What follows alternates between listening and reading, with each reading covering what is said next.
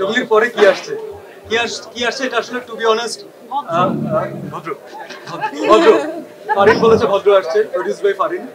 তো এটার পরে আমরা জঙ্গলি থেকে আমরা দর্শকের এত অসাধারণ ভালোবাসা পেয়েছি এবং সেই ভালোবাসাটা আমার মনে হয় যে হলে আমরা পেয়েছি, দেশের বাইরে পেয়েছি, ফ্যান্টাস্টিক একটা রান দিয়েছে।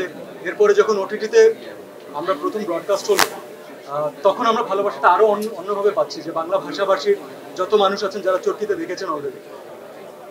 এরপরের জন্য হয় না যে দায়িত্বগুলো আস্তে আস্তে কেমন জানি চেঞ্জ হতে থাকে, মনে হয় যে আরো ইন্টারেস্টিং কিছু করতে হবে।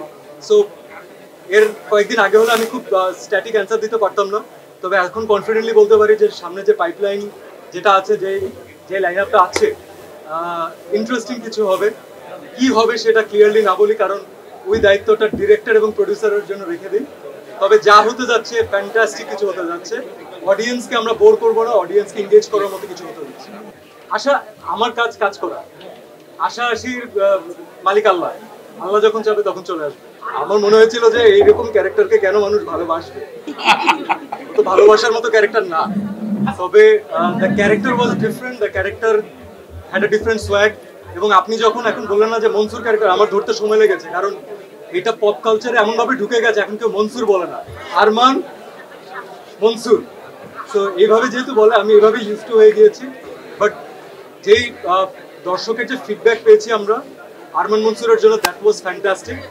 এবং আরমান মনসুর শুধুমাত্র ঝলক দেখাতে আসেনি, যেটা ডিরেক্টরের কাছ থেকে আমরা ফার্স্টেই এই নলেজটা জানতে পেরেছিলাম। কারণ যদি আরমান মনসুরের পূর্ণাঙ্গ পরে কোনো কাজ আসে তাহলে তাণ্ডব হচ্ছে সেটার একটা ট্রেলার অথবা একটা টিজার। তো এরপরে মনসুর কি করে এটা নিয়ে আমি বেশি ইন্টারেস্টেড। আমারটা নিয়ে আমি না বলি, আমার মনে হয় যে মিথাইলের, আমার মনে হয় যে মাসুদের আলাদা আলাদা অডিয়েন্স আছে, তাদেরকে অডিয়েন্স পছন্দ করেছেন অলরেডি। সো ইনশাআল্লাহ তাদের নিয়ে সামনে যখন কাজ হবে সেটাও দর্শক রাজস্থান নিয়ে প্র্যাকটিক্যালি খুব ইন্টারেস্টিং কিছু একটা করবে।